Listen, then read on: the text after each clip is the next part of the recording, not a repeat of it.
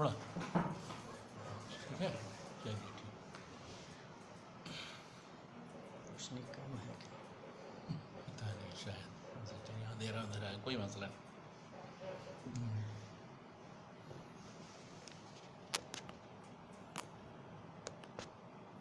آواز بات دیکھ لیجیے.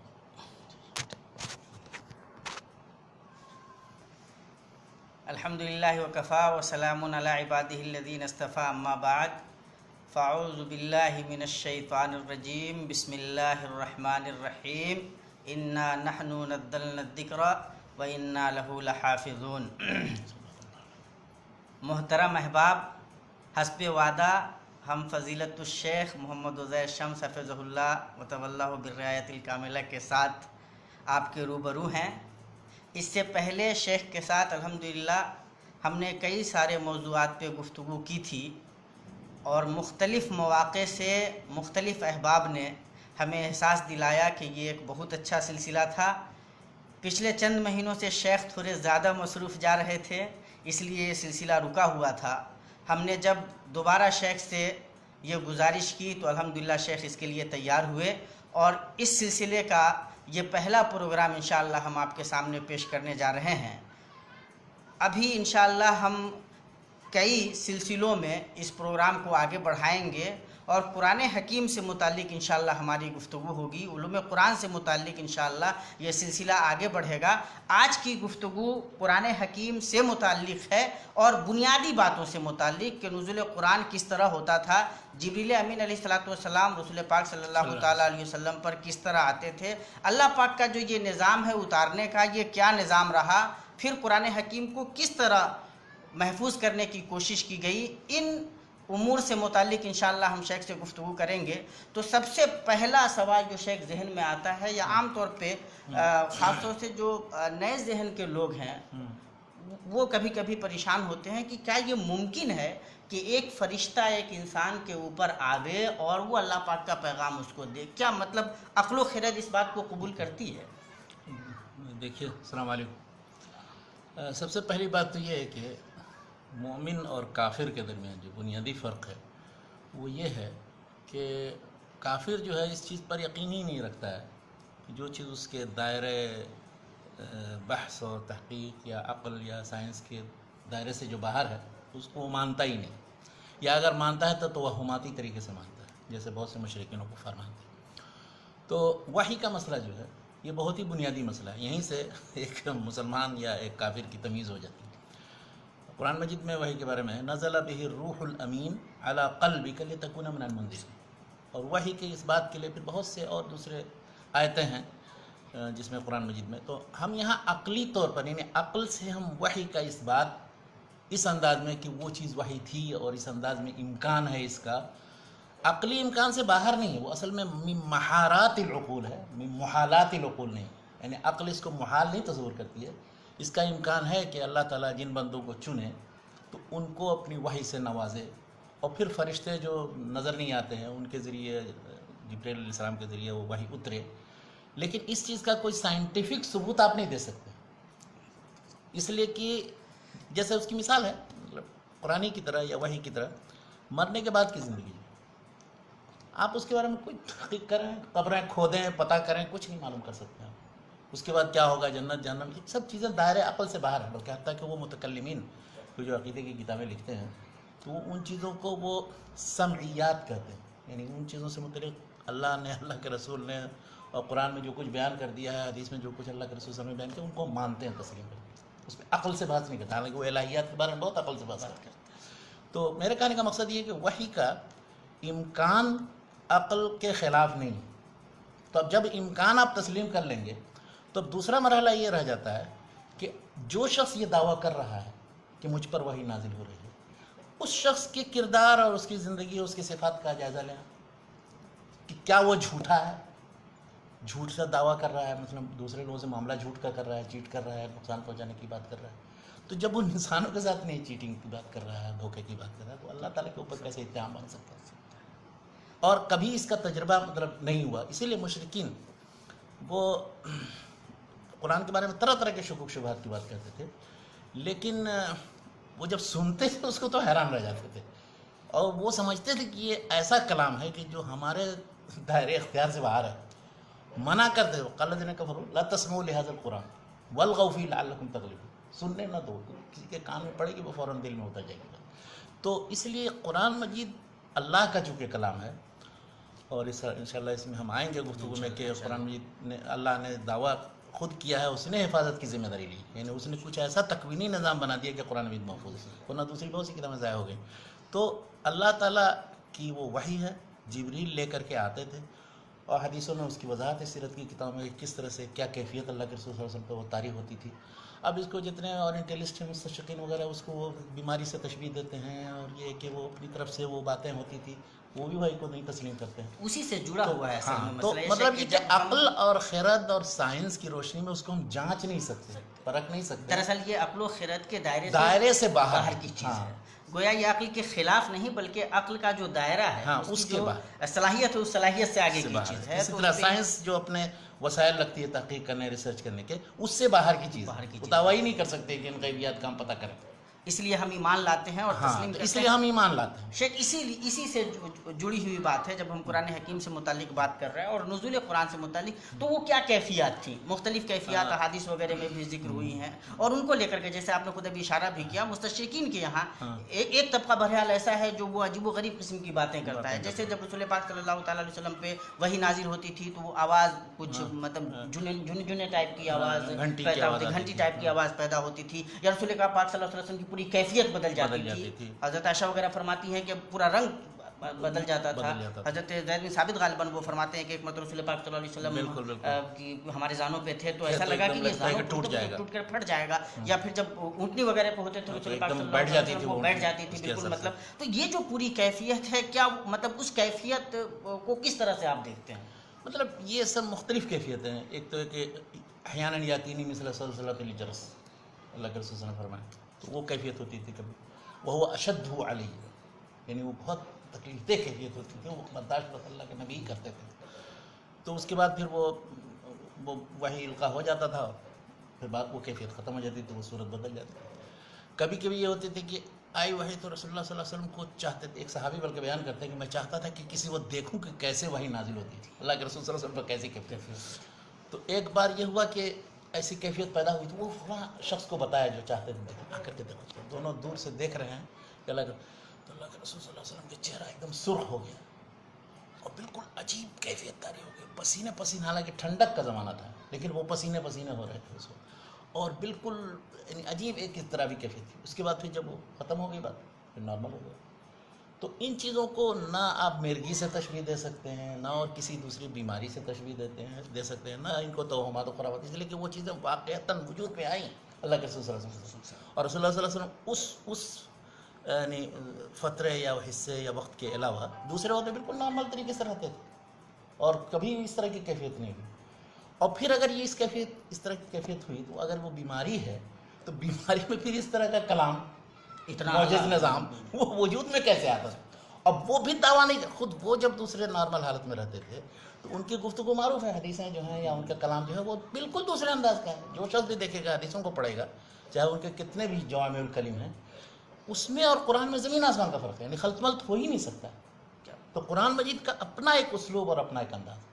اور دوسری چیز اس کی یہ حقانیت کی دلیل یہ ہے کہ اس میں خود نبی کریم صلی اللہ علیہ وسلم سے متعلق بعض چیزیں ایسی ہیں کہ اگر وہ چھپاتے کچھ چیزوں کو نہیں بیان کرنا چاہتے تو ان چیزوں کو چھپا لیتے، لیکن نہیں چھپایا. اب جیسے سورہ عبس و تولہ ہے، یا ایسی بعض آیتیں ہیں کہ جن میں یہ ہے کہ مثلا اللہ کے تعالیٰ نے ان کو کہ اگر یعنی لقطعنا منہ الوتین وما منکم نادر، یعنی اگر وہ دعویٰ کر کے ہماری طرف منسوخ کرتے لو تقول علینا بعض الاقاویل لاخذنا منه باليمين ثم لقطعنا منه الوتین، یہ یا پھر وہ یا جو نبی لما تحرم ما حل لك، اس طرح کی چیزیں کیسے وہ بیان کرتے؟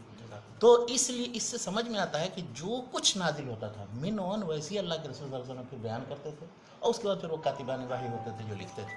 تو اللہ کے نبی صلی اللہ تعالیٰ علیہ وسلم پہ جو وحی نازل ہو رہی تھی اس کی کل کتنی کیفیتیں تھیں؟ شیخ جبریل امین علیہ الصلوۃ والسلام آتے تھے، یا کبھی ایسا بھی ہوتا تھا کہ ڈائریکٹ مشافہتاً اللہ تبارک و تعالیٰ سے کوئی بات ہوئی ہو، میں ورائے حجاب وغیرہ کی کوئی کیفیت، یا پھر دل میں ایسے ڈال دیا گیا ہو جبریل امین نہیں آئے، کل ایسی کتنی کیفیت؟ وہ قرآن میں 3 چیزوں کا ذکر ہے. کہ وحی او میں ورائے حجاب او یاتی، یعنی یہ 3 کیفیتیں ہوتی ہیں کہ دل میں بات ڈال دے اللہ تعالیٰ، جیسے اکثر اللہ کے رسول صلی اللہ علیہ وسلم کے ساتھ ہوتا تھا کہ قرآن مجید کا نزول تقریباً وہ علی قلبک لتکون من المنذرین، یعنی دل پر نزول ہوتا تھا۔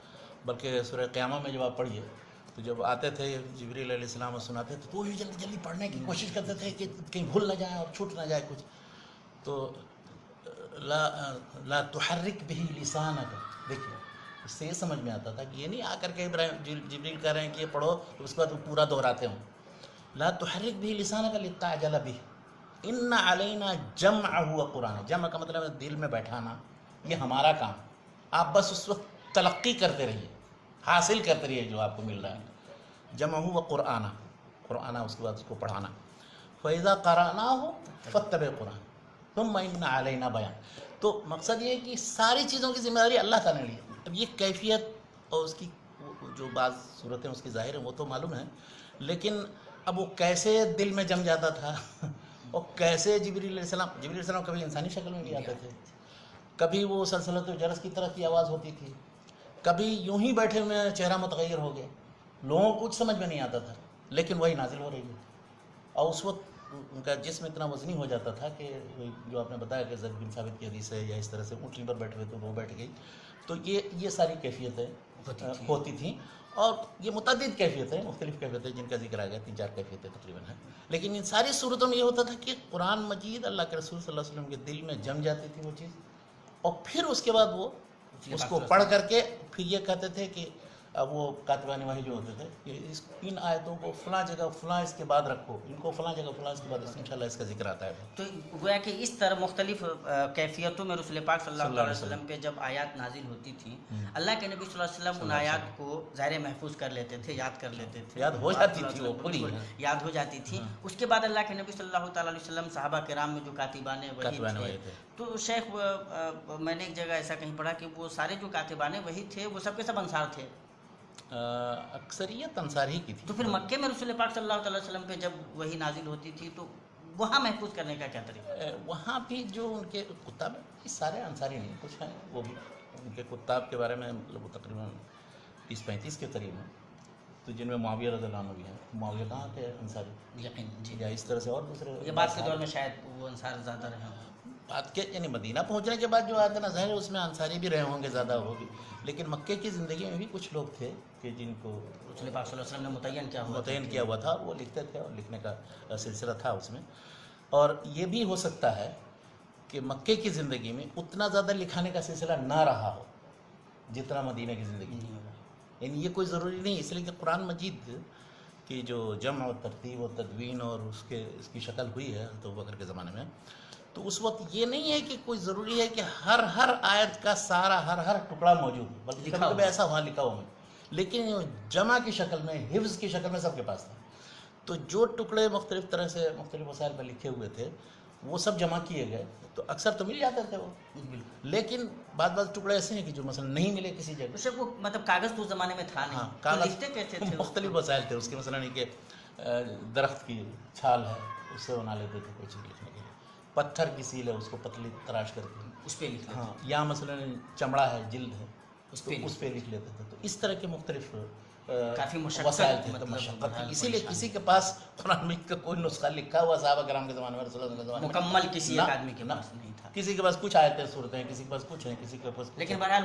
رسول پاک صلی اللہ علیہ وسلم پہ جب وحی کا نزول شروع ہوا ہے تو کتابت کا سلسلہ شروع ہوا، پھر انہوں نے جو کاتبین وحی کو کہا کہ ہر آیت کو مثلا فلاں آیت کے بیچ میں رکھو، اتنے ٹکڑے کو فلاں جگہ رکھو، اس سے یہ سمجھ میں آتا ہے کہ آخر تک جب اللہ کے رسول صلی اللہ علیہ وسلم رہے تو پھر وہ یعنی قرآن مجید کا جتنا حصہ نازل ہوا تھا وہ سب اپنی اپنی جگہ لکھا جا چکا تھا، مکمل ترتیب وہی ہے جو رسول پاک صلی اللہ علیہ وسلم نے بتائی تھی۔ اور پھر دوسری بات یہ کہ صحیح بخاری میں ہے، شروع میں ہے وہ حدیث کہ اللہ کے رسول صلی اللہ علیہ وسلم ہر سال دورہ کرتے تھے قرآن، تو اب دورہ میں ظاہر ایک ترتیب سے پڑھتے رہے ہوں گے، تو قرآن مجید کی جو ترتیب ہے جب تک جتنا حصہ نازل ہوا تھا اتنا اسی ترتیب سے اللہ کے رسول صلی اللہ علیہ وسلم کی ترتیب، یہ توقیفی ترتیب، یہ نہیں ہے کہ اب لوگوں نے لکھ رکھا ہوگا، مثلا کسی نے ابو بکر کے مصحف، ابو ابن مسعود کے مصحف میں، علی کے مصحف میں کوئی دوسری ترتیب رہی ہو، اس لیے کہ انہوں نے اپنے طور پر درج کیا تھا جب بھی، تو ہو سکتا ہے اس میں ترتیب مختلف ہے، لیکن اللہ کے رسول صلی اللہ علیہ وسلم نے جو قرآن ہر سال دور کیا ہے اس کا، جبریل کو سناتے تھے، تو وہ ظاہر ایک ترتیب سے نہیں ہوگا. ایسا تو نہیں کہ کبھی کوئی سورہ پڑھ دی پھر کبھی کوئی سورہ پڑھ دی، خاص طور پر رمضان کے میں آخری سال یہ آتا ہے کہ 2 بار دورہ کیا، کیا جی بالکل. اور اس کے بعد پھر بس تھوڑی سی چند آیتیں نازل ہوئی اور رسول اللہ صلی اللہ علیہ وسلم کا انتقال ہو گیا. بلکہ اس کا بھی ذکر ملتا ہے کہ کون سی آیت آخری نازل ہوئی اور کہاں اس کو رکھنا تھا، کہاں اس کو رکھنا ہے، اللہ کے رسول صلی اللہ علیہ وسلم نے بتا دیا. تو جیسے مکے میں وہ جیسے حضرت عمر رضی اللہ تعالیٰ عنہ کی کے جو ایمان لانے کا واقعہ ہے شیخ، اس میں جو حضرت غالباً جو خباب بن عتی جو صحابی تھے، جو انہوں نے مصحف جو نکال کر کے ان کو دیا تو سورہ طٰہٰ وغیرہ لکھا ہوا تھا. مصحف وہ مطلب مصحف کا مطلب یہ نہیں تھا کہ پوری کتاب تھی، کسی بھی جیسے چند ورق، 4 ورق، 2 ورق، 3 ورق بھی ہو اس کو بھی صحیفہ کہا جاتا ہے. صحیفہ کہا جاتا ہے. تو اب وہ سورۃ طٰہٰ کی آیتیں اس میں لکھی ہوئی تھی، طٰہٰ ما انزلنا علیک القرآن لتشقیٰ، تو یہ آیتیں نہیں ہوں گی، لکھی ہوئی ان کے پاس. اس کا یہ مطلب تو ہے کہ مطلب شروع ہی سے جیسے رسول پاک صلی اللہ علیہ وسلم پہ وہی نازل ہو رہی ہے تبھی سے لکھنے کا جو سلسلہ یہ ہے مکی زندگی کے اوائل کی بات ہے. بالکل حضرت عمر رضی اللہ عنہ کے اسلام لانے کا وقت ہے، یا تو اس وقت سے بھی لکھتے تھے، یہ نہیں ہے کہ نہیں لکھتے تھے. لیکن میں نے جیسا کہا کہ وہ پورا قرآن مجید مکمل شکل میں، یا کہ جتنا نازل ہوا ہے اتنا مرتب شکل میں ہر ایک کے پاس نہیں تھا. تو شیخ جب وہ مرتب شکل میں ہر ایک کے پاس نہیں تھا، رسول پاک صلی اللہ علیہ وسلم کی وفات تک بھی اس کو باضابطہ ایک مصحف میں جمع نہیں کیا گیا، تو پھر یہ صحابہ کرام ایسے حافظ کیسے تھے پوری ترتیب کے ساتھ؟ اور دیکھیے یہی تو اصل فرق ہے. ہم لوگوں کا جو مزاج اس وقت دنیا میں بن گیا ہے، وہ یہ سمجھتے ہیں کہ قرآن مجید ایک کتاب ہے، اس کو الف سے لے کر کے یہ تک، سورہ حمد سے لے کر کے ناس تک یاد کر لینا، حفظ کر لینا. وہ حفظ کا مطلب یہ نہیں سمجھتے. حفظ کا مطلب یہ کہ جو چند آیتیں نازل ہوئیں ان کو پڑھیں، ان کو سمجھیں، ان پر عمل کریں اور پھر اس کی طرف دعوت دیں، اس کے لیے اپنی جان قربان کر دیں. یہ مطلب تھا حفظ. حفظ مع فہم مع تطبیق اور عمل اور دعوت.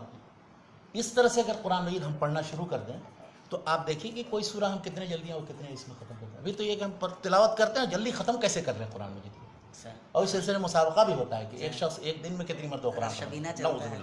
تو ان لوگوں کا مقصد یہ تھا کہ کیوں تھوڑا قرآن مجید میں خود ہے کذالک لنثبت به فؤادک، تھوڑا نازل کرتے تھے کہ آپ کے دل میں بیٹھے، اس کے بعد پھر عزم کے ساتھ اٹھیں، عمل کریں اس پر، اس کی طرف دعوت دیں، اس سلسلے میں جو مصائب آئیں وہ جھیلیں.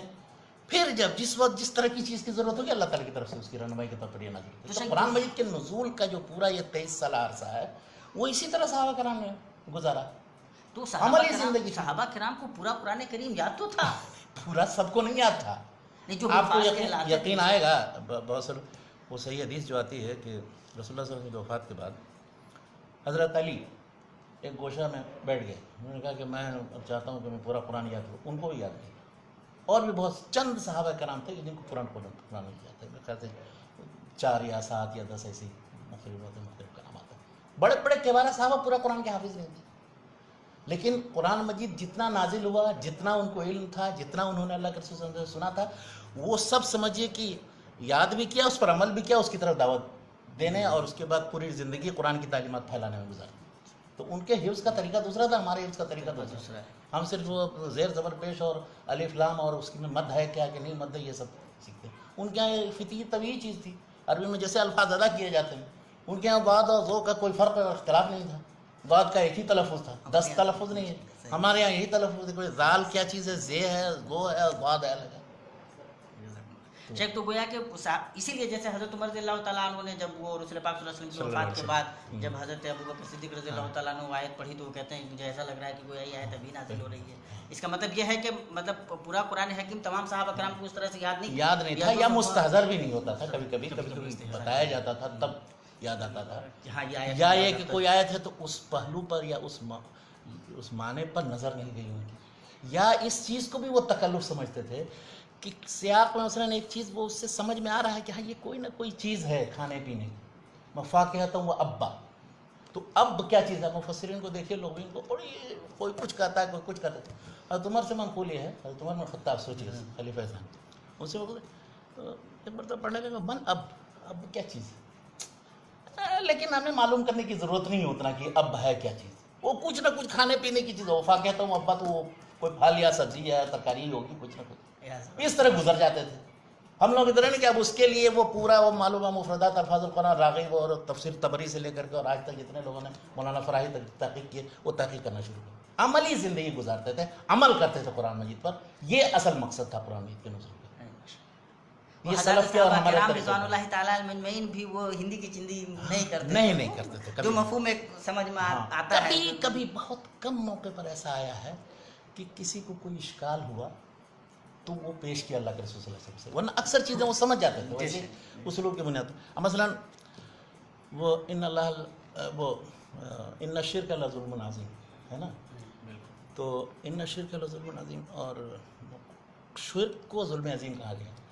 تو ایک آیت جب نازل ہوئی تھی پہلے، صحابہ کرام کو اشکال ہوا کہ کیا ہے کہ جس میں ہے کہ جو شخص ظلم کرے گا تو اس کے بعد اس کو نجات نہیں ہوگی، آیت میں ذہن سے نکل رہی ہے. تو انہوں نے کہا کہ ایسا کیسے ہوگا؟ ولم یلبسوا ایمانہم ہاں، الذین آمنوا ولم یلبسوا ایمانہم بظلم. تو سب لوگ صحابہ کرام نے کہا ایسا کیسے، کچھ نہ کچھ ظلم و زیادتی سب سے عادت انصاف کے خلاف تو ہوتا ہے، تو ان کے بارے میں کیسے یہ تو مومن ہی نہیں ہوئے ہم لوگ. تب پوچھا اللہ کے رسول صلی اللہ علیہ وسلم، صحیح بخاری کے حدیث ہے، تو انہوں نے کہا کہ اس کا مقصد ہے کہ وہ اس ظلم عظیم سے مراد شرک ہے. جو حضرت عثمان نے ہاں، تو وہ شرک، اور اس کے بعد پھر اس کے لیے استدلال بھی شرک کا ظلم ہے. تو ایسا ہوتا تھا. اسی لیے آپ دیکھیں گے کہ بہت کم موقع پر اللہ کے رسول صلی اللہ علیہ وسلم سے لوگوں نے پوچھا. قرآن مجید کے اصول بیان سے وہ واقف تھے کیا معنی ہے. ہاں، لیکن جو احکام کی آیتیں ہیں، جو ایسی چیزیں جو اللہ کے رسول صلی اللہ علیہ وسلم نے بیان کی ہیں، ان کو غور سے سنتے بھی تھے اور دیکھتے تھے بھی. اللہ کے رسول صلی اللہ علیہ وسلم اس مطابق عمل کرتے ہیں. اقیم الصلاۃ کا کیا معنی ہے تو دیکھتے تھے نماز کیسے پڑھ رہے ہیں، اس کے مطابق عمل کرتے. تو رسول پاک صلی اللہ تعالیٰ علیہ وسلم انتقال کر جاتے ہیں. ٹھیک. قرآن حکیم باضابطہ مصحف کی شکل میں بین الدفتین نہیں تھا. نہیں ہے. ہاں، تو یعنی کوئی سرکاری مصحف نہیں تھا، ایسے لوگوں کے پاس تھے مختلف ٹکڑے. حضرت ابوبکر صدیق رضی اللہ تعالیٰ عنہ سے شروع میں جب کہا جاتا ہے تو وہ انکار کرتے ہیں کہ جو کام رسول پاک صلی اللہ علیہ وسلم نے نہیں کیا وہ ہم کیوں کرنے جائیں. بالکل. تو ایسا نہیں لگتا ہے کہ یہ ایک نیا کام ہوا شاید جس کی ضرورت نہیں تھی، یا کیوں مطلب اس کو کیا بدعت کے روپ میں نہیں دیکھا جائے گا، یا کس طرح سے؟ دیکھیے، بدعت جو ہے، بدعت ایک شرعی اصطلاح ہے.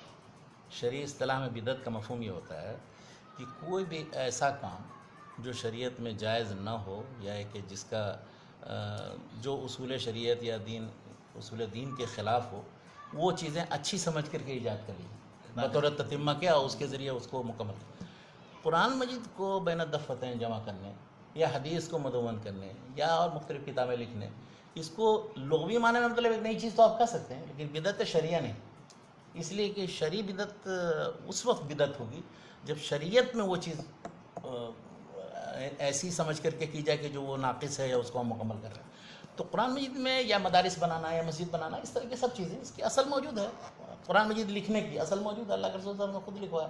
تو اب اگر ہم پوری کتاب ایک ساتھ لکھیں گے تو وہ سی بدعت ہو جائے. تراویح مثلا ہے، اللہ کے رسول صلی اللہ علیہ وسلم نے چند راتوں میں پڑھائی، تو اب اگر ہم پورا رمضان میں پڑھیں گے تو کون سی بدعت ہوگی؟ تو ہر چیز جس کی اساس اور اصل اللہ کے رسول صلی اللہ علیہ وسلم کے زمانے میں موجود تھی، یا بلکہ صحابہ کرام کے زمانے میں موجود تھی، تو وہ چیز بدعت نہیں کہی جا سکتی. بدعت وہ چیز ہے کہ جو دین میں نقص سمجھ کر کے لوگوں نے ایجاد کر لیا، اس کو پھر اس کے بعد اس میں اس کے بغیر سمجھتے کہ وہ دین نہیں ہے یا اس کا تصور نہیں ہے. تو صحابہ کرام نے رسول پاک صلی اللہ علیہ وسلم کی وفات کے بعد یہ ضرورت کیوں محسوس کی؟ اس کی ضرورت یہ ہوئی، وہ ہوا یہ کہ حضرت ابوبکر کے زمانے میں بہت سے لوگ مرتد ہو گئے، خاص طور پر قبیلہ بن حنیفہ کے لوگ. تو یمامہ میں بڑی لڑائی ہوئی اور ان سے اسلام کا وہ کیا نام ہے، نبی ہونے کا دعویٰ کر دیا تھا مسلمہ کذاب نے. جب لڑائیاں ہوئی تو اس میں بہت سے صحابہ کرام گئے جو حفاظ کرام تھے، بہت سے قرآن کے حافظ تھے، پورا قرآن آتے قرآن. تو ان میں بہت سے 70 سے زیادہ شہید ہو گئے. اور حضرت عمر کو بڑی فکر لاحق ہوئی. انہوں نے سمجھا کہ کہیں ایسا تو نہیں وہ حفاظ چلے جائیں گے تو وہ قرآن مجید کے حافظ رہیں گے نہیں، تو پتہ نہیں کہیں قرآن میں کوئی کمی ذاتی کہیں نہ ہو جائے. انہوں نے ممکن ہے محسوس یہ کیا ہو، انہوں نے سمجھا ہو کہ یہ، حالانکہ قرآن کے حفاظت کی ذمہ داری اللہ تعالیٰ نے کی. سارے حفاظ بھی اگر شہید ہو جاتے یا کوئی بھی نہیں باقی رہے تب بھی اللہ تعالیٰ کوئی نہ کوئی تکوینی انتظام کرتے تھے.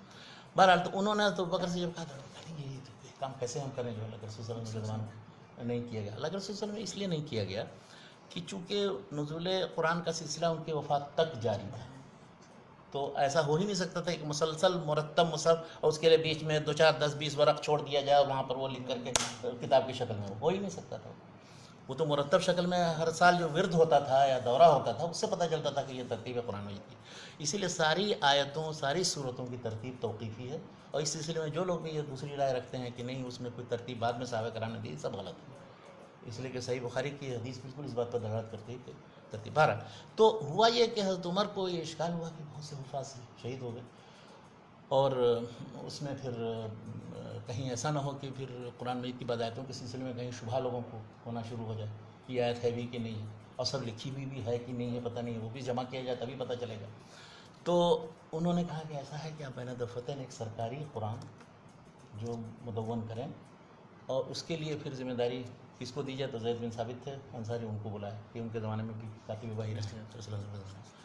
تو حضرت ابوبکر سے بار بار جب مراجعت کیا تو ابوبکر رضی اللہ عنہ راضی ہوتا رہا. ٹھیک.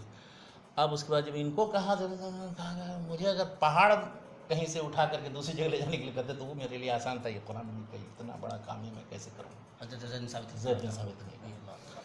تو لیکن جب پھر ان کو اطمینان دلایا کہ نہیں کوئی بات نہیں، تو پھر انہوں نے پھر یہ کہ جتنے اولا لکھے ہوئے ٹکڑے تھے پتھر کی سیلوں میں یا پتوں پر یا چھال پر یا جلد چمڑوں وغیرہ پر، وہ سب اکٹھا کروائے. اور اس کے بعد جتنے حفاظ تھے ان میں حفاظ جو تھے ان کی ترتیب سے قرآن مجید کو لکھنا شروع کیا، اور وہ مکتوب نسخے بھی جو ہے وہ نہیں. اور ہوا یہ کہ تقریباً مطلب پورے قرآن کا حصہ محفوظ بھی ملا اور مکتوب بھی مل گیا، ماشاء اللہ، سوائے ایک آیت کے کہ جو اس لکھے ہوئے حصے میں نہیں تھا. لیکن چونکہ وہ محفوظ تھا قرآن مجید میں تو کوئی مسئلہ نہیں تھا، لوگوں کو یہ اشکال نہیں تھا کہ یہ قرآن کون آئے تھے شیخ وہ؟ وَاتَّقُوا فِتْنَةَ لَا تُصِيبَنَّ الَّذِينَ ظَلَمُوا مِنكُمْ خَاصَّةً. بہرحال تو پھر اس کے بعد وہ آیت جو ہے اس کی بنیاد پر وہ رکھی، یعنی وہی ایک آیت ہے جو اس وقت نہیں ملی. مطلب محفوظ باضابطہ لکھی ہوئی شکل میں صرف وہ ایک آیت نہیں. وہ ایک آیت نہیں ملی. حضرت زید بن ثابت رضی اللہ تعالیٰ عنہ اکیلے تھے یا ٹیم تھی ان کے ساتھ اور بھی دوسرے جا رہے حفاظ کرام کی ٹیم تھی ان کے ساتھ کا ذکر آتا ہے. اور یہ سارے نسخے سب جس کے پاس بھی تھے وہ جمع کیے. بلکہ اس سلسلے میں ایک بہت دلچسپ لطیفہ ہے کہ عبداللہ بن مسعود رضی اللہ عنہ کو تھوڑا تکلیف تھی، وہ سینئر صحابی تھے، تو ذمہ داری زید بن ثابت کو سونپ دی گئی. یہ کل کے بچے اور ہم لوگوں کے زمانے میں قرآن مجید نازل ہوا، رسول اللہ ہمارے ساتھ رہے، ہم پوری زندگی جانتے ہیں ان کے، یہ کیسے ان کو ذمہ داری. تو ایسا ہے کہ میں تو اپنا مصحف دینے والا نہیں، میں اپنا جو لکھا ہو وہ نہیں دوں گا. اور دوسروں کو بھی ابھارتے تھے کہ تم لوگ بھی مت دو، اس لیے کہ دو گے اور وہ میں سب بن جائے گا، پھر تم سے سب چھین لیا جائے گا اور وہ ضائع کر دیا جائے گا 10 دن.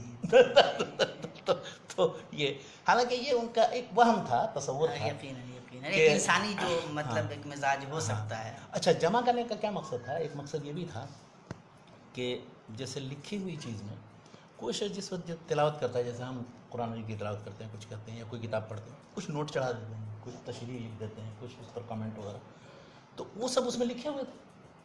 تو اب وہ ایسا نہ ہو کہ بعد میں پھر لوگ اس کو قرآن کا حصہ سمجھنے لگیں. تو اس لیے وہ سب ملا کر کے اچھا اس میں کوئی اضافہ ہو یا کوئی تشریح یا کمنٹ یا کوئی فٹ نوٹ وغیرہ تو نہیں لکھا ہوا ہے، تو ان چیزوں کو ختم کرنا مقصد تھا. اور ایک نسخہ جو مستند پھر حفظ اور کتابت دونوں کی بنیاد پر تیار ہوا، شروع سے لے کر کے آخر تک لکھا گیا، پھر وہی ایک سرکاری نسخہ بن گیا. حضرت ابوبکر کے بعد پھر حضرت عمر کے زمانے میں وہ رہا، حضرت عمر کے بعد پھر حضرت عثمان کے زمانے میں یہ ہوا کہ وہ پھر دوسرے کسی علاقے میں آرمینیا وغیرہ میں لڑائیاں ہوئیں، اور وہاں بھی بہت سے لوگ، وہاں کیا ہوا، وہاں مسئلہ یہ ہوا کہ عجم کے ممالک میں قرآن مجید پڑھنے والے عجیب طرح سے ہوتے ہیں. دیکھیے ہم لوگ یہاں بھی بر صغیر میں ایک سندھی کو اور ایک بنگالی کو اور ایک پنجابی کو، 3 آدمی کو قرآن پڑھتے ہوئے دیکھیے، اللہ کی تجوید جس نے سیکھی ہو، وہ سب عجیب طرح سے پڑھیں گے. تو اسی طرح سے وہاں وہ عجیب طرح سے پڑھنے لگے، اس لیے کہ جتنا وہ قدرت رکھتے تھے اتنا پڑھتے تھے.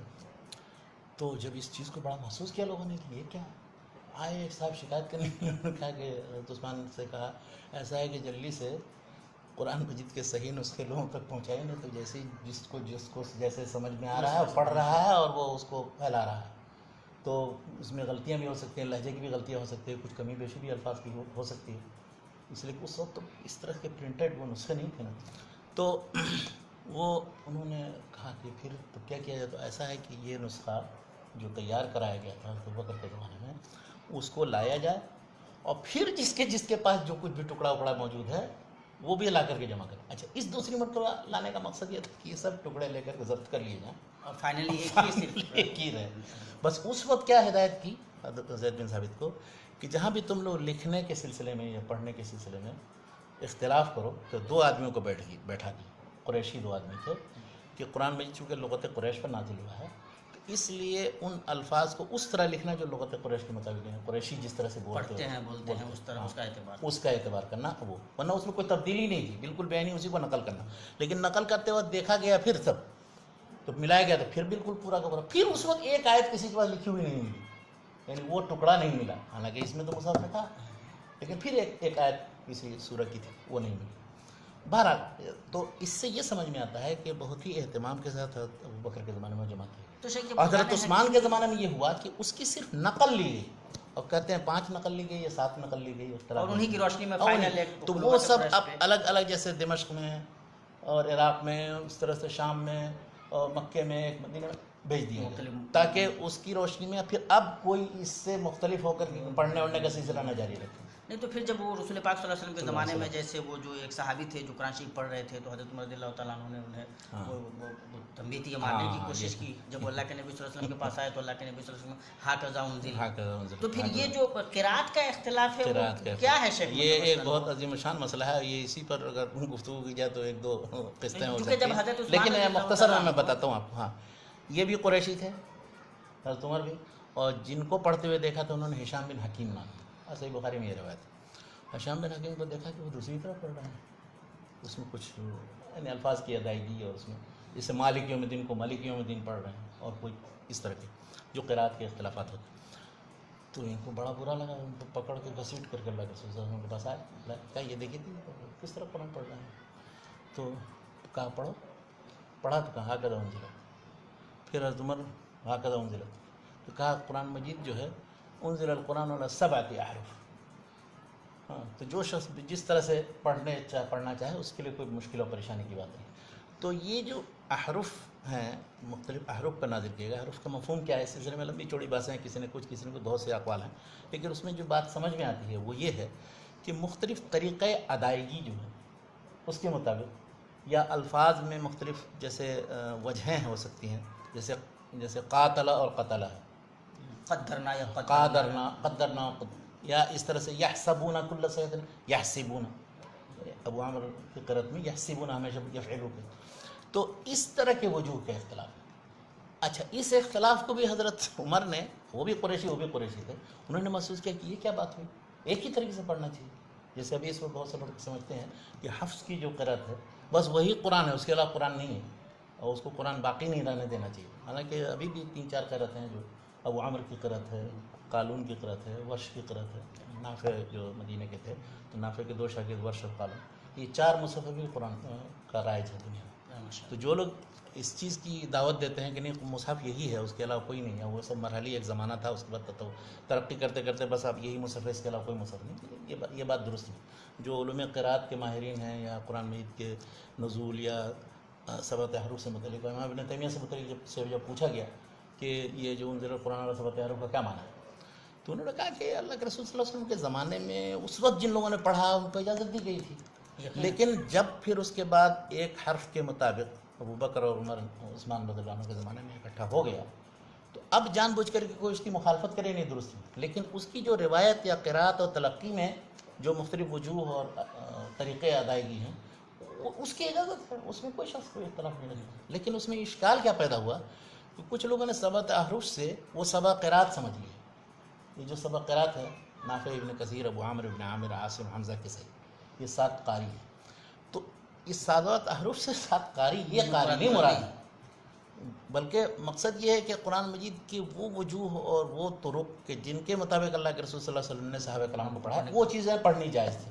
اچھا، یہ بھی امکان ہے کہ مختلف طریقے سے صحابہ کرام پڑھتے رہے ہوں، لیکن کوئی ضروری نہیں ہے کہ ان سب قراتوں کو سارے حروف کے مطابق محفوظ رکھنے کا حکم تو نہیں اللہ نے دیا، انتظام بھی کیا گیا، تو اس لیے حضرت عثمان نے یہی کیا، اور صحیح یہی بات ہے، ایک حرف کے مطابق قرآن مجید کا یہ نسخہ تیار، بس یعنی اس کے مطابق۔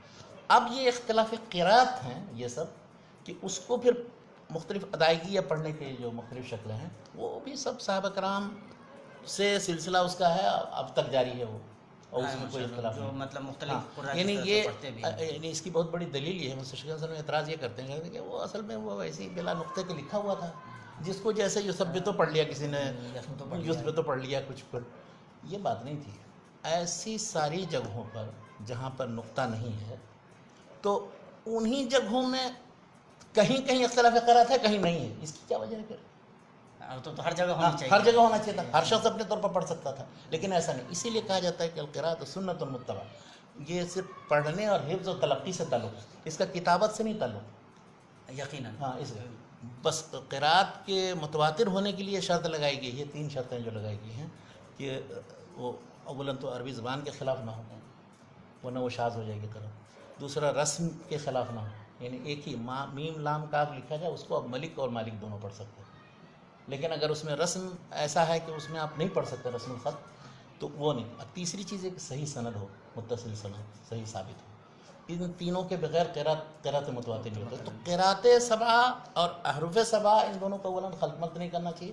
اور دوسری چیز ہے کہ یہ جو اس وقت ہم قراءتیں مختلف جو پڑھ رہے ہیں یہ سب ایک ہی حرف کی ہیں، جس پہ حضرت جس پر حضرت ابوبکر نے اس کے بعد حضرت عثمان نے متعین کر دیا. تو جب حضرت ابوبکر صدیق رضی اللہ تعالیٰ عنہ قرآن حکیم کو ایک مصحف میں جمع کر رہے تھے اور جب حضرت عثمان جمع کر رہے تھے تو دونوں میں کیا فرق تھا شیخ؟ ہاں دونوں میں فرق یہ ہے، کچھ فرق تھا اور اسباب کا تو فرق تھا جو میں نے بتایا، لیکن یہ کہ دونوں کے جمع میں فرق یہ ہے کہ حضرت ابوبکر نے تو بین الدفتین ایک مرتبہ قرآن مجید بین الدفتین جمع کر دیا، یعنی ایک مصحف کی شکل دی، کتاب کی شکل دی. ہاں.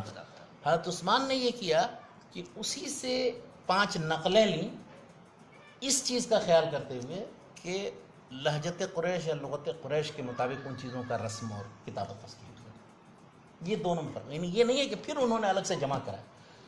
ذکر آتا ہے حدیث میں، بخاری کی حدیث بہت لمبی حدیث ہے وہ، کہ جس میں یہ ہے کہ کس طرح سے سارے سب کے ٹکڑے جمع کیے. تو ان ٹکڑوں کو جمع کرنے کا مقصد یہ ہے کہ ان کو جمع کرنے کے بعد اور اس میں جو بھی لغت قریش یا لہجت قریش کے خلاف ہو اس کو ساقط کر دیا جائے، ختم کر دیا جائے. اب اس کے بعد یعنی ایک مرحلے تک گویا ایک طرح سے اجازت تھی، اللہ کے رسول صلی اللہ علیہ وسلم نے دی تھی. ہر شخص اس وقت مثلاً حذیلی ہے کو عین پڑھتے تھے، حتی حین کو حتی حین.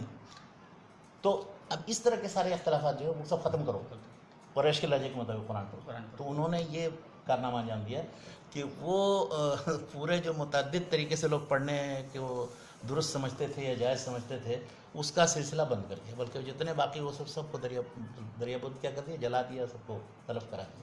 مطلب رہنے ہی نہیں دیا رہنے گیا، ہی نہیں باضابطہ دیا، ہی ایک رہنے ہی نہیں دیا. مطلب منظم کر دیا گیا، ایک باضابطہ کتاب کی شکل میں. اور اسی مصحف کو جو سرکاری مصحف ہے اسی کے جو 4-5 نقلیں ہیں ہر جگہ وہ اس مصحف کا اتباع کرنے بس، اس کے علاوہ باضابطہ لوگوں کو حکم آرڈیننس جاری کیا گیا. تو اللہ کے نبی صلی اللہ علیہ وسلم کے زمانے میں نہیں لکھا گیا، حضرت ابوبکر صدیق رضی اللہ تعالیٰ عنہ کے زمانے میں پہلی مرتبہ یعنی لکھا کہ ایک مصحف کی شکل، باضابطہ کتاب کی شکل میں لکھا تو گیا لیکن باضابطہ کتاب کی شکل دی گئی. پھر حضرت عثمان رضی اللہ تعالیٰ عنہ کے زمانے میں باضابطہ سرکاری آرڈیننس کے تحت لغت قریش پہ اس کو مرتب مختلف اس میں جو اور وجوہ کتابت یا قراءت تھے وہ ختم کر کے مختلف جو سلطنت ریاستیں 5 جو بڑے بڑے شہر تھے وہاں بھیج دے، مصر میں، شام میں، عراق میں. ایک مرحلہ تک تو قرآن حکیم آ کر کے جمع ہو گئے، لیکن پھر جو اس میں اعراب کا مسئلہ ہے، نقطہ وغیرہ ڈالنے کا مسئلہ ہے، یہ اس کے بعد اس کی کب ضرورت پیش ہوئی اور کیوں؟ مطلب وہ اس کا اصل میں یہ وہی جو ہے نا ضرورت ایجاد کی ماں ہے. پہلے بغیر اس کے نقطے کے، بغیر زیر زبر پیش تجدید وغیرہ کے لکھا جاتا تھا قرآن. تو حضرت علی کے زمانے میں یہ ہوا کہ لوگ جو ہیں اس میں اعراب عجیب طرح کے دینے لگے، وہ نحو صرفی اعتبار سے بھی وہ غلط ہوتا تھا. تو انہوں نے ضرورت محسوس کیا یہ کیا، کئی اس طرح کے واقعات ذکر کیے جاتے ہیں. تو انہوں نے یہ ضرورت محسوس کی کہ نحو اور عربی زبان کے قواعد جمع کیے جائیں اور قرآن مجید میں بھی یعنی کہاں مرفوع ہوگا، کہاں منصوب ہوگا، کہاں مجرور ہوگا، یہ بھی متعین کیا جائے. یعنی کہاں زبر کے ساتھ پڑھا جائے، زیر کے ساتھ پڑھا جائے، پیش کے ساتھ، تاکہ اجمی لوگ جو ہے وہ قرآن مجید پڑھنے میں غلطی نہ کریں. تو اس وقت جو ہے یہ اس طرح سے زبر زیر پیش کی شکل نہیں تھی. وہ بتاتے ہیں کہ جہاں میں منہ کھولوں تو سمجھو فتحہ ہوا تو اوپر ایک نقطہ ڈال دوں، اور جہاں میں نیچے کی طرف کچھ لے جاؤں تو وہ نیچے ایک کسرہ کی نقطہ ڈال دوں، اور جہاں اس طرح کا کچھ نہیں مضمون کی شکل ہو تو آگے ایک نقطہ ڈال دوں. تو وہ اس وقت جو نقط کی شکل تھی، نقط یعنی زیر زبر پیش لگانے کی شکل تھی، وہ دوسری تھی. بعد میں اس کا ارتقا اس میں ایک معاذ بن مسلم الحرا تھے، انہوں نے آ کر کے پھر اس کے بعد یہ زیر زبر پیش وغیرہ کی جو شکل تھی یہ مطلب ہاں یہ بات کے دور بات کے زیادہ منظم. اچھا، اسی طرح سے پھر پہلی صدی ہجری کے بعد تقریباً یا اس کے اواخر میں یہ قرآن مجید کے الفاظ میں بھی جو التباس ہے، اب جیم ہے خے سب ایک ہی طرح لکھا جاتا تھا، تو اس میں بھی نقطے کے ذریعے پھر فرق کیا. تو یہ ابو الاسود دولی اور معاذ بن مسلم الحرا اور ایک اور ہیں तबा ताबीन में मौजूद हैं। तो इन तीनों की कोशिशों का नतीजा है। किसी ने एराब लगाया, किसी ने नुक्तों के ज़रिए हरूफ की तमीज़ की, और किसी ने सही तरीके से मतलब कि ख़त कुफ़ी पर सब लिखा जाता था पहले। तो इस तरह से इनमें तमीज़ होने के वजह से बिल्कुल अब इल्तिबास नहीं रह गया। अब किसी अजमी या अरबी या किसी को भी दे दिया जाए मुसहफ़ पढ़ने के लिए तो कोई गलती नहीं करेगा। हाँ, लेकिन ये भी नहीं कह सकते हैं कि कोई गलती नहीं करेगा, इसलिए कि अभी इस वक्त जो मौजूदा मुसहफ़ है ज़ेर ज़बर पेश लगा हुआ है, नुक्ते के साथ है, तशदीद के साथ है। अभी भी कुरान मजीद देखिए, आपको जो पढ़ रहा हो आप तवज्जो दे ज़रा हरम में जा करके, तो समझ में तो वो कुछ से कुछ उनका जो लहजा अरब में होंगे, लेकिन वो गलती करते हैं अरब में। खासतौर से वो एराब में बहुत गलतियाँ करते हैं। एराब में बहुत गलतियाँ करते हैं, और बहुत सी जगहों बल्कि उसको कोई लहजा तस्वर कर लिया गया। मसलन अजान देने में अशहदु अन्न मुहम्मद रसूलुल्लाह फतह के साथ भी, वो आप देखिए यही नज्म में रियाज वगैरह के इलाके में कुछ पुराने मुअज्जिन इसी तरह से दे देते हैं। हाँ। सही। तो ये नहव की तो किताब शेख कुरान करीम में ये हज्जाज बिन यूसुफ का क्या किरदार है? हज्जाज बिन यूसुफ ने वही एराब वराब लगवाने और उसकी कुरान मजीद में जो इख्तलाफात थे या उसको दूर करके अपना उसको यानी ये कुरान की एक खिदमत की थी उसने। क्या इख्तलाफात थे? इख्तलाफात क्या थे? इख्तलाफात का मतलब यानी वो बिल्कुल मुजर्रद था, और अक्सर नुस्खे इसी तरह मुजर्रद थे, नुक्ते और नुक्ते नहीं लगे हुए थे, यानी एराब नुक्ता नहीं थे। जिस वक्त देखिए, जिस वक्त जैसे अबुल असद दुअली है, उसके बाद मुआज़ बिन मुस्लिम अल-हर्रा वगैरह ने जो लगाया, तो ये कोई ज़रूरी नहीं है कि वो फिर उसके बाद सब नुस्खों में इसी तरह से लग गया हो और उसको सरकारी सरपरस्ती हासिल हो गई, ये तो नहीं ऐसा था। तो अब लोग फिर भी गलतियाँ करते थे। तो हज्जाज बिन यूसुफ के ज़माने में फिर वो एराब लगाने की, यानी सरकारी सरपरस्ती में गोया कि ये काम हो रहा है। उसने ये इस पर तवज्जो दी। उन्होंने कहा नहीं, इसके बगैर जो है कुरान में बहुत गलत पढ़ेंगे। अरबों का हाल बहुत बुरा है, तो फिर अजमियों का और क्या हाल है। और चूंकि खुद वो काफ़ी जुबानदान आदमी थे हज्जाज बिन यूसुफ। तो हाँ, अगरचे वो बहुत जालिम है, मशहूर है कि बहुत जुल्म किया उसने, और सईद बिन जुबैर जैसे ताबीयों को कत्ल करा, लेकिन ये काम उसका ऐसा है कि बहरहाल इसको तस्लीम करना पड़ेगा। और इसकी वजह से बहरहाल कुरान मजीद में जो ज़ेर ज़बर पेश और उस सिलसिले में जो तमीज़ हुई, इसकी वजह से उसकी हिफाजत का पहलू उसके पेश नज़र था, तो इसके काबिल कबूल चीज़ है, बल्कि अच्छी चीज़। तो ये जैसे मुसहफ़ में जमा कर दिया गया, यानी कि जब हज़रत अबू बकर सिद्दीक़ रज़ी अल्लाह तआला अन्हु या हज़रत उस्मान रज़ी अल्लाह तआला अन्हु या बाद के ज़माने में जब जमा किया जा रहा है, तो उसको किस चीज़ में जमा किया गया था शेख? वो क्या कागज़ वगैरह था? कागज़ की इजाद तो कुछ बाद में हुई है, लेकिन अब उसमें वो कौन सा मटेरियल था जो कागज़ के तौर पर इस्तेमाल किया गया, कोई दूसरी चीज़ थी। कागज़ का वजूद बाद में हुआ है। जैसे हज़रत उस्मान रज़ी अल्लाह तआला अन्हु वाला जो मुसहफ़ अभी मुख्तलिफ म्यूज़ियम वगैरह में नज़र आता है, हमारे यहाँ हरम में भी है, मकतबतुल हरम अल मक्की में, तो वो तो कागज़ पे लिखा हुआ है। वो कागज़, लेकिन वो सब बाद का लिखा हुआ है, उस ज़माने का नहीं है। वो जो कहते हैं कि हज़रत उस्मान के पास वो नहीं है। एक मुसहफ़ बताते हैं कि वो ताशकंद में कहाँ की जगह है, तो उसमें खून है लिखा हुआ। वो मुसहफ़ भी जो है, वो कुछ लोग कहते हैं कि है सही, कुछ लोग कहते हैं कि नहीं वो भी तकलीदी और मनक़ूल है। हाँ, मनक़ूल है। वो ख़त तो है, ख़त कूफ़ी, और ये कागज़ ये कागज़ नहीं है इस तरह से। वो ज़माने में मुख्तलिफ़ तरीके से, जैसे जिल्द को इतना पतला कर देते थे कि वो कागज़ की शक्ल वो किताब उससे औरात बना सकते थे। हाँ, या छाल में से ऐसे तराश के बनाते थे। तब उस वक्त का कागज़ क्या है मेरे जहन में नहीं है अभी ये बात। तो चूँकि जब वो शख्स जब उस तरह से किए होंगे, तो ये कुरान हकीम कितना वो ज़ख़ीम किस्म का रहा होगा, काफ़ी ज़ख़ीम रहा होगा एकदम। इस तरह का तो बारीक पेपर तो था नहीं, कि काफ़ी ज़ख़ीम जिल्द रही हुई। बल्कि कुरान मजीद को बड़े बड़े औराक़ में लिखते भी थे इसीलिए, ताकि उसकी अज़मत और वो कायम रहे। ये छोटे छोटे इसमें नहीं लिखने का तसव्वुर। तो शेख ये जो मतलब कुरान हकीम में एराब भी नहीं था, नुक्ते लगे हुए नहीं थे, ये सब बात हुई। तो अरबों में जो पढ़े लिखे लोग थे, यानी उनके यहाँ भी जो पढ़ने लिखने का रिवाज था, उसमें नुक्तों उक्तों की ज़रूरत उनको नहीं पड़ती थी। नहीं, देखिए कुरान मजीद असल में पढ़ने पढ़ाने का जो सिलसिला है, वो कुर्रा या हुफ़ाज़ के ज़रिए सिलसिला चला है। उसमें लिखी हुई चीज़ पर एतमाद नहीं किया जाता, बल्कि हिफ्ज़ कराने का जो सिलसिला है, वो लौह या तख्ती जो होती थी, हर बच्चा लाता था अपनी तख्ती, उसमें कुछ आयतें उसमें लिख देते थे, वो याद किया, फिर उसको उसमें मिटा करके ख़त्म कर देते। आज तक ये रिवाज है। अभी अफ्रीका के मुल्कों में जाएँ, हाँ, याद इसी तरह कराते हैं। वो नहीं दे देते हैं कि मुसहफ़ ये लो और याद करो, जैसे हम अभी देख रहे हैं सऊदी अरब के अंदर हमारे वो लौह लाते हैं एक तख्ती, और उसको वो साफ़ करके उसके बाद उस पर कुछ वो लिख देता है, और वो दिन भर वो याद करेंगे। दूसरे दिन फिर उसको मिटा करके फिर दूसरा लिखेंगे और वो याद करेंगे और वो सुनाते। तो हिफ्ज़ पर और तलक्की पर और क़िरात पर اور استاد سے سیکھنے پر دار و مدار ہے قرآن مجید کا. قرآن مجید منتقل اسی طرح ہوا ہے. یعنی اس وقت اب اس کی دلیل سب سے زیادہ یہ بڑی یہ ہے کہ دنیا میں جتنے نسخے مطبوع ہیں یا مخطوطہ ہیں سب ضائع کر دیا. قرآن میں ضائع نہیں ہوگا, یقیناً ہے نا. تو اس لیے اس کا مطلب یہ ہے کہ قرآن مجید کا دار و مدار حفظ پر ہے. اور اس چیز کو مستشرقین یا کفار سمجھتے نہیں. وہ ابھی ڈھونڈ رہے ہیں کہ وہ قرآن مجید کا کون سا قدیم نسخہ ہے جس میں وہ مکمل نسخہ ہے, سب سے قدیم کون سا ہے, اس کے بعد کون ہے, اس کے بعد وہ نسخہ کیسے ضائع ہوا, مسلمانوں میں لاپرواہی کیوں. یہ سب محمل قسم کے سوالات, یہ سوالات ہی سب محمل ہیں. وہ سمجھتے ہی نہیں کہ قرآن مجید جو ہے تلقی کے ذریعے, حفظ کے ذریعے اور قرأت کے ذریعے اور حفاظ کے سینے میں آئی ہے اور سینے سے سینے میں منتقل ہو کر کے اب تک پہنچی. وہ اگر کتاب نہ بھی ہو تو نہ کوئی بھی ہو مسئلہ کچھ نہیں. ابھی اگر سب دنیا کی کوئی کتاب ایسی نہیں ہے قرآن مجید کے علاوہ کہ اگر اس کے سارے مطبوعہ نسخے مخطوطہ نسخے ضائع کر دیے جائیں تو پھر وہ وجود میں دوسرے ہی دن چل رہے ہیں. ایک بچہ بھی وہ پورا قرآن مجید جو سنا دے گا, ٹیپ کر لے اس کو.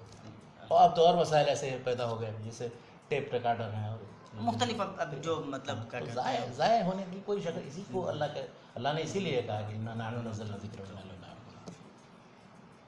تو شیخ یہ ماشاءاللہ جو زبان سے بھی کہیں نہ کہیں اس کا تعلق تھا. عربوں میں مطلب وہ لوگ جو پڑھے لکھے لوگ تھے, جب وہ مثال کے طور پر رسول پاک صلی اللہ علیہ وسلم جو خطوط لکھوا رہے ہیں یا اللہ کے نبی صلی اللہ علیہ وسلم کی جو حدیثیں لکھی جا رہی ہیں تو ان میں بھی یہ نقطے اور اعراب وغیرہ یہ سب وہ جو ملے ہیں دیکھیے ان کو دیکھیے تو اسی تھے. وہ نقطوں کا وجود ہی بعد میں ہوا ہے. حرکات وغیرہ کا تو اور بعد میں موجود ہوا, جیسے میں نے کہا زیر زبر پیش لگانے کے بعد میں موجود ہوا. تو ان کے ہاں نقطے اور زیر زبر پر دار و مدار نہیں تھا اس کا, بلکہ عرب تو فخری اس بات پر کرتے ہیں کہ ہم حفظ کرتے ہیں ساری چیزیں. بلکہ ایک شعر سن لیجئے اسی پر, استودع العلم قرطاسا فضيعه, استودع العلم قرطاسا فضيعه لبئس مستودع العلم القراطيس. یعنی لکھ کر کے لوگوں نے علم کو ضائع کر دیا. یہ جو لکھ کر کے جو علم کو اکٹھا کرنے کے لیے قرطاس یا کاغذ بنایا ہے لوگوں نے, یہ کتنا برا ذخیرہ علم کو اکٹھا کرنے کا ہے. سینے میں علمی معی حیثما یممت ینفعنی صدری وعاء لو لا بطن صندوق, اور لیس بعلم ما حوى القمطر, کتابوں میں جو وہ علم نہیں ہے, مل علم الا ما حواه الصدر. تو حفظ پر دار و مدار تھا. اور یہ چیز جو ہے ایک لطیفہ کے طور پر بتاؤں میں حفظ پر دار و مدار اور حفظ کی اہمیت کا. علامہ عبدالعزیز میمن جو پروفیسر وہ علی گڑھ میں تھے, عربی شعبہ عربی میں, سن 1952 تک تھے وہاں, 1925 سے 52 تک. تو وہاں ایک ہیڈ آف ڈپارٹمنٹ جو ان کے زمانے میں تھے وہ ٹریٹن تھا. ٹریٹن وہ عربی کا ایک بہت اچھا ماہر آدمی تھا. تو وہ مخطوطات کے شعبے میں بیٹھے, کوئی شعر کا مجموعہ تھا, ادب کی کتاب تھی, وہ کچھ الفاظ اس میں پڑھے نہیں جا رہے تھے. تو یہ نئے آئے تھے اس وقت علی گڑھ میں 25 کے بعد میمن صاحب. ان سے کہا کہ یہ ذرا پڑھنا تو انہوں نے وہ شعر یاد تھا ان کو, وہ پڑھ دیا. اس کے بعد کا پورا قصیدہ بھی پڑھ دیا, وہ ہکا بکا. انہوں نے کہا کہ میں آج تک یہ سنتا تھا اور پڑھتا تھا کتابوں میں کہ ان کو اتنا یاد تھا, اتنی لاکھ حدیث یاد تھی, اتنی ہزار یاد تھی, یہ سب میں جھوٹ تصور کرتا ہوں, لیکن تم جیسے آدمی کو دیکھ کے اب یقین ہوتا ہے کہ تو حفظ پر دار و مدار تھا, کبھی بھی لکھی ہوئی چیز پر اعتماد نہیں. تو پھر جب وہ غالباً رسول پاک صلی اللہ علیہ وسلم کی طرف منسوب ہوا, اس کے بارے میں مجھے زیادہ پتہ نہیں, قید العلم بالکتاب. قید العلم بالکتاب یہ حدیث صحیح نہیں ہے, لیکن صحیح مسلم کی ایک حدیث ہے جو دوسری ابو سعید خدری کی حدیث ہے جو, تو اس میں یہ ہے کہ رسول اللہ صلی اللہ علیہ وسلم نے منع کیا ہے لکھنے سے. بعد میں پھر اس کے بعد پھر اس کی اجازت دی گئی ہے تو پھر لوگوں نے کہا. لیکن اجازت کی حدیثیں اتنی موجود ہیں. اللہ کے رسول صلی اللہ علیہ وسلم نے کئی خطبے, مثلا وہ جو عرفات کے خطب ابی شاہ کہا, اس طرح سے اور بھی کتابت کی. اس سلسلے میں بہت کام ہوا ہے. اب تو مطلب یہ موضوع ایسا نہیں رہ گیا ہے اس سے مطلب کسی کو تشکیک اور شبہ. تو گویا کہ قرآن حکیم کی حفاظت کا جو کام ہوا وہ دو طرفہ ہوا. ہاں, حفظ کے ذریعے بھی اور لکھنے کا بھی پورا اہتمام باضابطہ کیا گیا. اور شروع دور سے جب سے رسول پاک صلی اللہ علیہ وسلم پہ قرآن حکیم کا نزول شروع ہوتا ہے تب سے اس کی کتابت کا بھی سلسلہ شروع ہو جاتا ہے. تو حفاظت گویا کہ اللہ پاک نے اپنے اس کلام کی ہر دو طریقے سے کی. بہت سارے الفاظ مطلب پیدا و سینہ پہ سینہ یہ نقل ہوتا چلا گیا, اور ساتھ ہی ساتھ کتابوں کی شکل میں بھی باضابطہ. پھر جیسے جیسے ضرورت محسوس کی گئی اس حساب سے پھر اعراب وغیرہ کی اور دوسری جن چیزوں کی نہ بتائی, یہاں تک کہ قرآن مجید اس وقت ابھی بھی بالکل اسی طرح محفوظ ہے جس طرح سے. پھر جب انہوں نے اعراب لگا دیا, وہ حجاج بن یوسف صاحب کے کہنے پہ اعراب لگایا گیا, تو اب یہ اعرابوں کا اختلاف کیوں سامنے آتا رہتا ہے؟ اعرابوں کا اختلاف یہ ہے کہ انہوں نے لگا دیا تھا تو انہوں نے ایک نسخے میں لگایا, اس کے مطابق جو پڑھنے والے لوگ تھے, قراء تھے, حفاظ تھے, اس طرح سے پڑھتے تھے. لیکن عام مصاحف میں تو نہیں اعراب لگے ہوئے تھے. تو جس نے جیسے اللہ کے رسول صلی اللہ علیہ وسلم نے پڑھا تھا اس کی تلقی کی تھی تو وہ تو نہیں چھوڑ دے گا, سلسلہ چلتا وہ تو رہا, چھوڑے گا نہیں, وہ سلسلہ وہ تو سلسلہ چلے گا. لیکن وہ سب شاذ قرأتیں ہیں یا جو اس رسم مصحف کے خلاف تھی وہ سب ختم ہو گئی, ساقط ہو گئی. لیکن اب جیسے میم لام کاف لکھا ہوا, اب انہوں نے دیکھیں اس میں کیا ہے, اگر آپ کھڑا زبر بنا دیں تو مالک ہی پڑھ سکتے ہیں, اور وہی اسی زبر کو ایسے دے دیں تو ملک ہی پڑھ سکتے ہیں, اس میں الف لکھنے کی آپ کو ضرورت نہیں ہے. تو اس طرح کے ہی اکثر جتنے قرآن کے وجوہ میں جو اختلافات ہیں وہ اسی قسم کے ہیں, اور یہ سب چیزیں اللہ کے رسول صلی اللہ علیہ وسلم سے ثابت ہیں. یہ نہیں ہے کہ وہ ثابت نہیں ہے اور لوگوں نے اپنے طور پر جیسے چاہا مسلم میں پڑھ لیا, یہ غلط. وہ جو اعراب لگانے کی ضرورت پڑی اس لیے کہ کوئی شخص اگر بغیر قاری کے بھی پڑھنا چاہے تو وہ پڑھ سکے صحیح, اس لیے حجاج بن یوسف نے سوچا. یہ نہیں ہے اس لیے کہ قرآن مجید کبھی پھر غلط چاہے وہ بالکل اعراب سے ختم کر دیا جائے, وہ قاری حافظ وہی پڑھائے گا اور وہی یاد کرے گا جو سلسلہ چلا آ رہا ہے. صحیح جو مصحف ہیں وہ آپ کو مطلب اس کا جو اہتمام طباعت وغیرہ کا بھی سلسلہ ہوا ہے موجودہ دور میں, تو ایک جو بہت ہی آتھینٹک قسم کا جو مصحف چھپا وہ 1952-50 میں تقریباً مصر کی حکومت میں چھپا. وہ تقریباً سارے جتنے ابھی اس وقت مصاحف ہیں ان سب کی بنیاد ہے. اسی طرح سے بر صغیر کے اندر مصاحف مختلف چھپتے رہے. 19ویں صدی میں 20ویں صدی میں سینکڑوں ہزاروں, نول کشور نے چھاپا, ہندوؤں نے چھاپا, دوسرے لوگوں نے 12. لیکن اس سلسلے میں جو مطلب اچھی کوشش ہوئی وہ دو طرح کے اداروں نے. ایک انجمن حمایت اسلام لاہور میں, اس میں ایک صاحب تھے پروفیسر ظفر اقبال صاحب, انہوں نے بڑی اہتمام کے ساتھ پھر اس میں ایک نسخہ انہوں نے چھاپا تھا انجمن حمایت اسلام کا نسخہ. اس کے بعد پھر تاج کمپنی والوں نے جو اس کے سلسلے میں اہتمام کیا. تو لوگوں نے اس وقت اب اسی طرح مجمل ملک فہد لطبات القرآن کریم کا جو نسخہ ہے, تو ان نسخوں کے اب شائع ہونے کے بعد اب آپ اس سے ملا کر کے مثلا دوسرے نسخوں کو دیکھیں گے جس میں زیر زبر دوسرے طرح لگا ہوا ہے, یا کہیں کسی جگہ کچھ ساقط ہے یا نقص ہے یا کسی میں نقطہ کم ہے, تو وہ غلط نسخے نہیں تھے. مطلب وہ چونکہ سرکاری سرپرستی میں اتنے اہتمام کے ساتھ نہیں تیار کیے گئے تھے, لیکن پڑھنے میں نہیں غلطی ہوتی تھی, پڑھنے میں وہ سب وہی صحیح پڑھتے تھے. وہ جو سلسلہ جیسے سلسلہ آیا وہ سلسلہ باقی رہا. تو لکھا ہوا اگر غلط بھی ہو جائے تو اس سے کچھ قرآن مجید پر اثر نہیں پڑتا. مستشقین نے ڈاکٹر حمید اللہ صاحب نے اپنے وہ جو خطبات بھاولپور اس میں ذکر کیا, ایک دلچسپ واقعہ ذکر کیا, کہا کہ مستشقوں کی ایک بار تلاش یہ ہوئی کہ قرآن مجید کے سارے قدیم نسخے جمع کیے, اور ان کا مقصد یہ تھا کہ ان میں جو آپس میں اختلافات ہیں وہ جیسے اولڈ ٹیسٹامنٹ نیو ٹیسٹامنٹ میں جو اختلافات ہیں تو یہ اختلافات درج کر کے اس کی بنیاد پر دراست ہوئی. تو انہوں نے پورا پتہ نہیں کتنا ہزاروں نسخے جمع کیے, لیکن وہ پھر بیچ میں جنگ عظیم دوم شروع ہو گئی اور وہ 1939 سے لے کر 45 تک, اور اس کا نتیجہ یہ ہوا کہ پھر اس کے بعد جتنے انہوں نے ہزاروں نسخے جمع کیے. اب جو بیٹھے وہ لوگ سب ملانے کے لیے دیکھا اس میں تو کچھ فرق نہیں, کہیں کسی نے کوئی غلطی سے زیر زبر لگا دیا ہے, کہیں کسی جگہ کوئی نقطہ ہے, لیکن ہے وہی قرآن. کوئی فرق بضابطہ کوئی فرق کوئی ایسا فرق نہیں. یہ نہیں کہ کسی نے گھٹا بڑھا دیا, کہیں کسی جگہ کچھ آیتیں کم ہو, کسی میں کچھ زیادہ ہو, کسی میں بڑھا دیا ہو, کسی نے گھٹا دیا, ایسا نہیں ہے. یہ تبدیل کر دیا ہو پوری ایک آیت کو دوسری آیت سے, یہ نہیں ہے. لیکن اب نقطے کی غلطی تو ہو سکتی ہے, زبر کی غلطی تو انسانی کوشش, تو وہ پھر اس کا تو پروگرام ہی فیل ہو اور پورا پروجیکٹ ہی فیل ہو گیا, اس پر کوئی کام ہی نہیں ہوا. وہ ایک اور مستشق تھا منگانا, ہاں, اس کو ایک ٹکڑا ملا 1906 کے قریب, وہ اس نے کہا یہ ٹکڑا ہے اور یہ بہت قدیم ہے, اور اس سے ہم جب ہمارے موجودہ مصحف کا مقارنہ کرتے ہیں تو اس میں یہ اختلافات پائے. اس کا مطلب قرآن مجید کے رسم الخط اور اس میں کتابت میں اور یہ موجودہ شکل میں پہنچنے اور ارتقاء ہوتے ہوتے یہاں تک پہنچے. اسی کا ایک شاگرد تھا, اس کا نام تھا آرتھر جفری. اس نے کتاب چھپی المصاحف ابن ابی داؤد کی. تو اس کے مقدمے میں اس نے تصور یہ دیا کہ پہلے قرآن مجید مختلف نسخے تھے, بعد میں حضرت ابوبکر نے ایک بنایا ہے, اور اس کے بعد پھر حضرت عثمان نے اور کم کر کے, اس کے بعد پھر مختلف لوگوں کو اجازت تھی ہر طرح پڑھنے کی, جیسا چاہتے تھے پڑھتے تھے, یہاں تک کہ 7 قاری جب منتخب کر دی گئی تو باقی لوگوں کے قرضیں ختم ہو گئے. یہ 7 قاری بھی اب ان کے مصحف چلتے رہے, لیکن مختلف عوامل کی وجہ سے صرف یہ 2-3 جو ہے رہ گئے ہیں. اب اس میں بھی سب سے زیادہ غالب جو ہے عاصم کا ہے, تو لوگ یہ سمجھ رہے ہیں کہ یہی صحیح ترین مصحف. اس کا تصور یہ ہے کہ ہمیشہ ہر وقت ہر طرح پڑھنے کی اجازت تھی.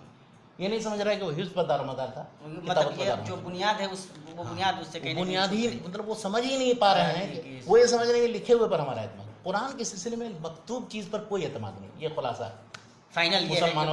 مسلمانوں کے یہاں پڑھنے کا جو پورا سلسلہ ان کے یہاں سما کا ہے, سینہ بہ سینہ لینے کا, ہر جگہ اقرا ہے, اکتب میں کہا گیا ہے, ہر جگہ اقرا. یہ جو ہم لوگوں کی آج کی گفتگو ہوئی ہے وہ ہم لوگ اپنے اس آخری مرحلے میں ہیں.